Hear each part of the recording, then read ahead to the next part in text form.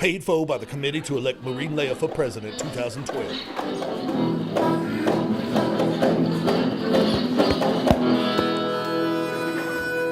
Good evening, everybody. Hi.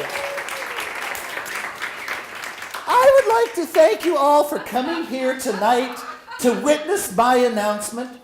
But before we go any further, I would like to thank TED.com for being here tonight and videotaping my speech for later international internet broadcast. Thank you, Ted. You know, it's so nice to see so many friends and acquaintances in the audience tonight. I cannot tell you how excited I am to once again be thrust in the media spotlight.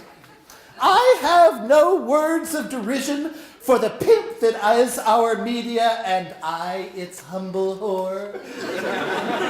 Now, before I make my announcement, it is critical that I set the record straight. I will be the one to drag any skeletons from my closet. It's true, I have smoked marijuana. And to be perfectly frank, I've partied like a rock star. Now, second, I have diddled in the down there place with another woman. And I'm not ashamed to admit it. But what that brings me to is the fact that I need to tell Nancy Grace I am not a drag queen. It is true that at times I have been mistook for a Zoftig man in a dress. But I assure you, Rachel Maddow, I have a pretty vagina. And I have the long-form documentation to prove it. Okay. With that said, friends, may I ask the rhetorical question, can we as Republicans go 10 minutes without embarrassing ourselves in front of the rest of the world when it comes to politics?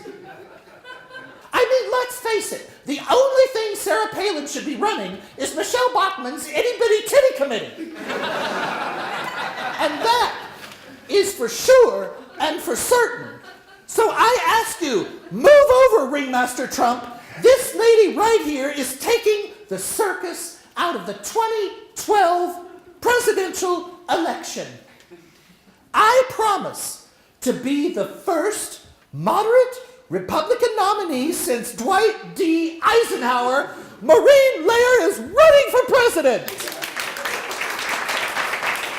Thank you. Now, it is no secret that the Republican Party needs work.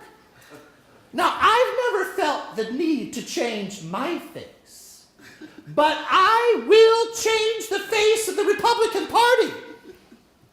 And if you wonder why I qualify as a candidate, well, my name is not Newt Gingrich, and I'm breathing.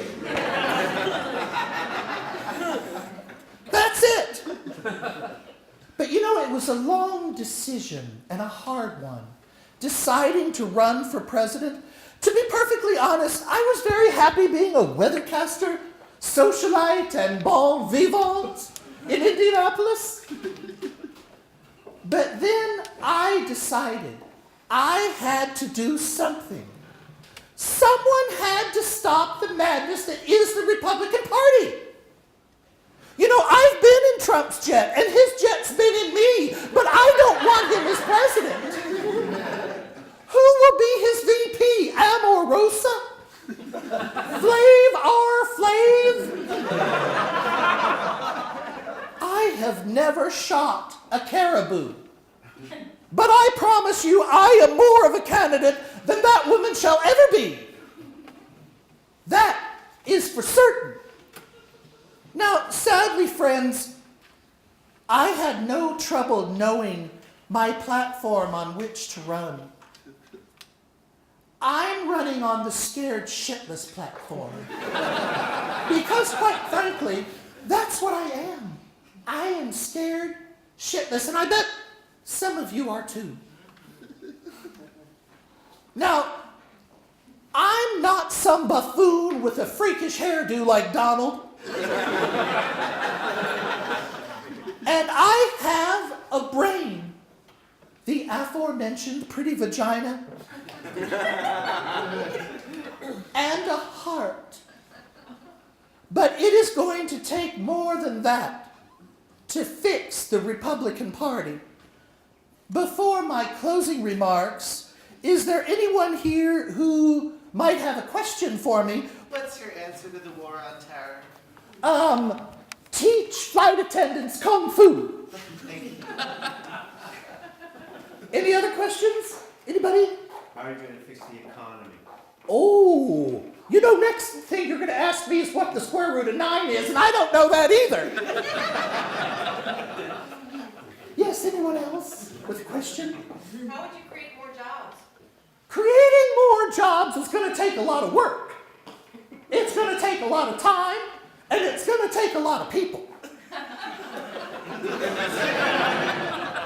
Yes, ma'am. Abortion. Oh, abortion. My stand on abortion? You know, young lady, whatever you want to do, it's all you. It's all you. If you need to get rid of the cellular thing inside of you, I support it. I support it. Thank you very much. You know, I am not ashamed of my moderateness. It's important that we, as a nation, leave these issues alone. They're so old. They're old. We just, you know, the Republican Party just stirs it all up again, gets everybody in a hoorah about abortion. And then we forget everything else because everyone's in a hoorah. Right? Am I right? Any questions from this side of the room?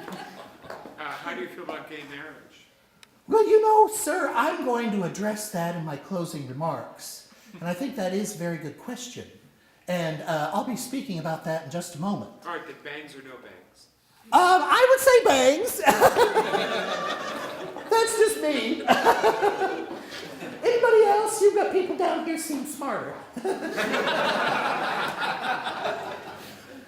Were you born in this country? Yes, of course I was, sir. Thank you for asking. I was born in Indianopolis, Indiana.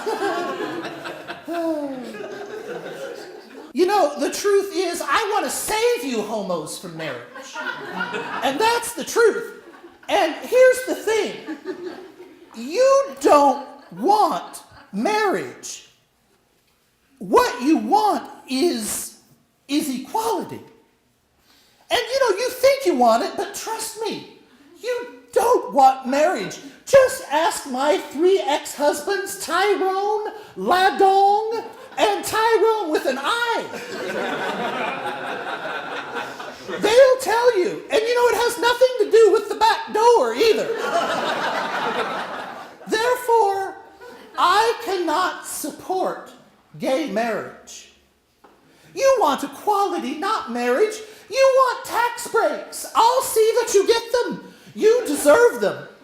Now, I want everyone to know that when I am in the White House and elected president, that I will make sure that Mr. Obama is remembered for more than being a black. And finally tonight,